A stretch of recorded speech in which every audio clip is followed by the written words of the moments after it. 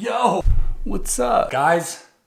We hit 2 million subs. 2 million billion. 2 million billion. I was at 500,000. I was like, I want to get to 1 million by January next year. We just hit 2, and it's still November. What's happening, guys? What is happening? Honestly, super grateful. I think that's awesome that so many people are getting into like puzzles and magic. To show my appreciation and my gratitude, today, post a little giveaway. I say little, it's actually quite big. There's a link below. Click the link, do the thing, and you could be entered to win some of these awesome prizes, including our friends over at Art of Play are hooking us up with a bunch of decks of cards, as well as this display. So you're gonna get a whole bunch of custom decks from Dan and Dave. And in this display, next up, we also have a floating light bulb. Where else are you gonna find that? Nowhere. That's where. Our friends over at Puzzle Master are also chipping in. They're throwing in a $500 gift certificate to one of you lucky people to buy $500 worth of puzzles over at puzzlemaster.ca. And your boy, Mr. Ramsay, throwing in a brick of first playing cards. So there you go. A brick of first playing cards up for grabs as well.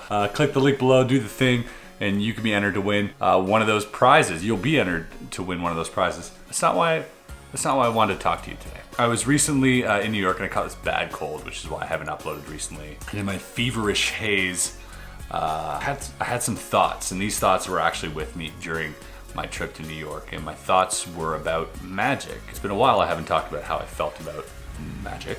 If you're in for a little bit of a thought-provoking conversation, stick around. So I just added this big window into my kitchen, and check out the view right now. Looking like a winter wonderland out there. That's my backyard. That's my pool being covered up in snow and ready for next year. How beautiful is that though? I live in a beautiful place. Magical land of Canada. All right, let's go. I go to New York probably about 6 or 7 times a year. But I think like 2 or 3 years ago, maybe even 4 years ago, I went to New York, and it was a trip that changed my life in terms of how I see magic. I can't really explain it other than I feel like myself and a few of my peers were all in the same rut when it came to magic and what we knew about magic, or at least what we thought we knew about magic. I think the one consensus we all came to was that we don't actually know anything about magic. We're at ground zero. And that was one of the most eye-opening moments for me in magic, and probably one of the best moments for me, to realize that the glass was full and then is now empty again. So this time I was in New York and I was having a early morning conversation. I mean, early morning as this went on through the night, about magic with some friends, and some interesting thoughts came up, and hopefully you guys are interested enough to have a listen with an open mind. So the question is, can magic be an art? Sounds like a simple question, and I'm sure a lot of you would be like, yeah, magic's an art, of course, you know. But let's dissect it a little bit more, right? Art requires 2 things for it to exist. It requires the artist and the audience, right? Without one of those 2 things, art doesn't exist, right? If there's no one to see it, then who's to say it's there? And if there's no one to create it, then there's no one to see it, right? So you need both to exist for it to be. One can't thrive or even exist without the other. And it sounds like a simple statement, but it helps us understand the ground level. So before I talk about, phone off. So before I talk about the artist, I want to talk about the audience. In the context of magic, the audience has always been left in the dark, so to speak. Unfamiliar with methods, sleight of hand techniques or otherwise. And for the most part, they haven't been exposed to much magic in their lives, maybe even a single performance. So you have to ask yourself, how can they truly discern or tell the difference between what good and bad magic is, if they've only seen a handful of performances, if they've only seen this TV show or whatever? Because if they've seen only one show, it has to be the greatest and both the worst show they've ever seen, obviously, because it's the only one. But I'm not saying you need to be an art history major to see the beauty in a Jackson Pollock painting or to appreciate a Picasso, but it does help to understand why their techniques were so revolutionary and why they hold such an importance in the art world. But because of the amount of magic being shown on TV and the internet, and the number of live shows are increasing, more people are learning magic, more people want to get into magic, the popularity of magic is increasing exponentially right now. But because of that, and a lot of people would think that's a negative, but it's actually a positive. But because of that, people are starting to understand that magic is much more of a skill and requires much more practice than someone would have you believe 100 years ago, where they might have said, he's gifted, or he's got this special power. And that person would have just run along with that and played with that. But not anymore. That doesn't hold up anymore. People are smarter, right? I digress. So the audience is ever evolving. They're indeed getting wiser to the methods used by magicians. But magic shouldn't solely be about fooling the audience. That's not what magic should be about. That's kind of what it's been banalized to on television and everything else, but it's not what magic's about. In my opinion, it should be about taking them out for a spin, creating this entirely fictional bubble around the audience that they could burst at any moment if they so choose. But while in that bubble, their whole objective view of reality is askew. Like, we create this fictional bubble, but they know they're in a bubble. You don't have to tell them this is fiction. You don't have to overprove to them this is real, this isn't real. Just play the part of the magician. Let them figure out that they're inside of the story. That becomes performance art. And then now it's like performance art. They feel it, they're in it, it's palpable. They feel like they're a part of something, like an immersive theater play. Because only when the commodity is a secret will the audience attempt to solve it. If the whole point is the method, the secret, then it's their right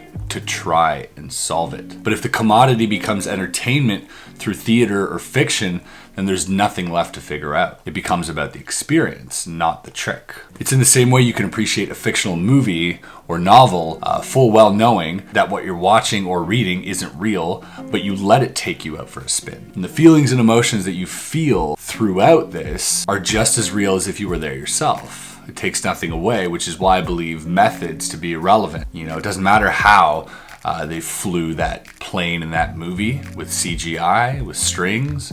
What matters is how it made you feel. Now, of course, yes, it matters as well. The method matters to telling that story, but the story shouldn't be about the method. Imagine a movie, watching Star Wars, about just really cool shots that look impossible, that like they worked so hard on, and then they built the story around those shots. Imagine that. How weird and exhausting and lame that would be. Like, if you saw, it's like if they filmed Avatar. Now, okay, Avatar's a bad example. Literally Pocahontas with blue people. But it's like if they filmed Avatar and just had some cool shots set up. I'm like, all right, how can we build a story around these really cool shots? It's my belief, and I've said this before, and some people disagree with me, but I believe that in years from now, I don't know how many years, but in years from now, due to exposure, due to magic being put in the mainstream media as much as it has been, that the audience will have a general knowledge of magic, like a baseline knowledge of magic, a baseline appreciation of the craft. As much as they'll have a general knowledge of CGI used in movies. And contrary to what most magicians might have you believe, this will help them appreciate magic.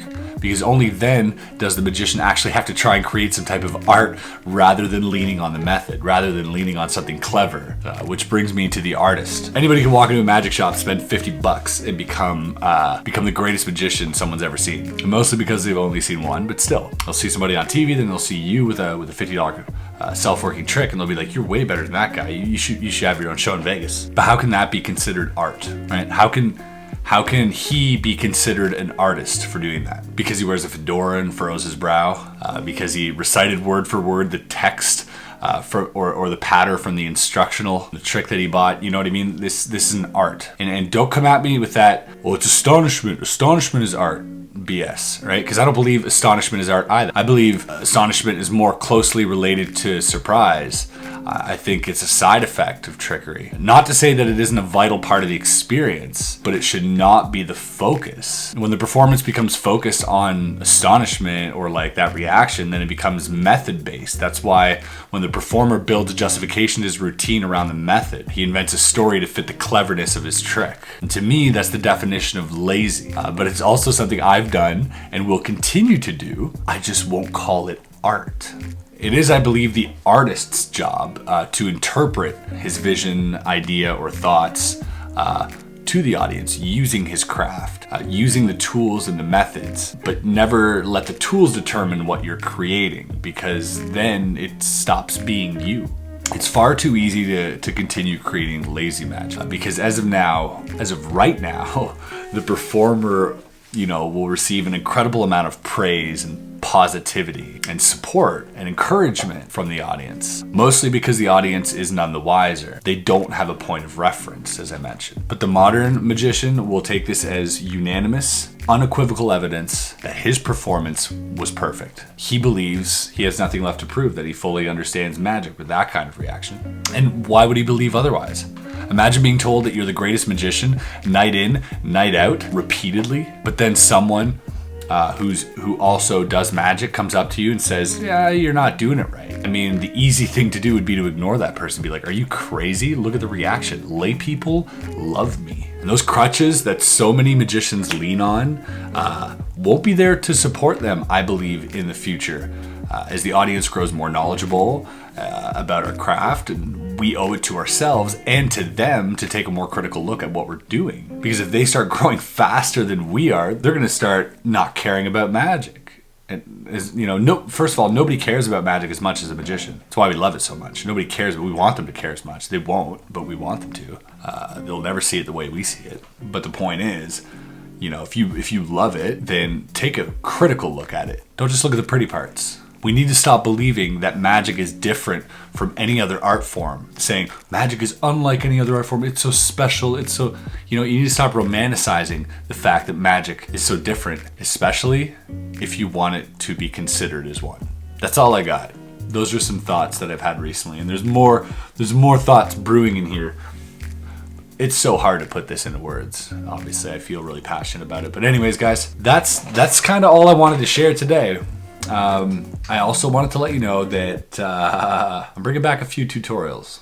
It's not going to be a weekly thing, but I do feel, I've put a lot of thought into it, and I'll maybe get into that in another video about why, but I feel I could just cut the BS and get straight to it. I feel like so many people got into magic because of this channel, and I kind of owe it to them, but at the same time, I don't want people to feel lost. I like when people find something and tell me I'll never be bored again. Found something to do with my son, those type of things, and they hit me hard. So I won't be bringing them back weekly because I will have to do extensive research on everything I teach and make sure that everything is credited properly and everything is done right. But you can expect some tutorials in the near future. So yeah.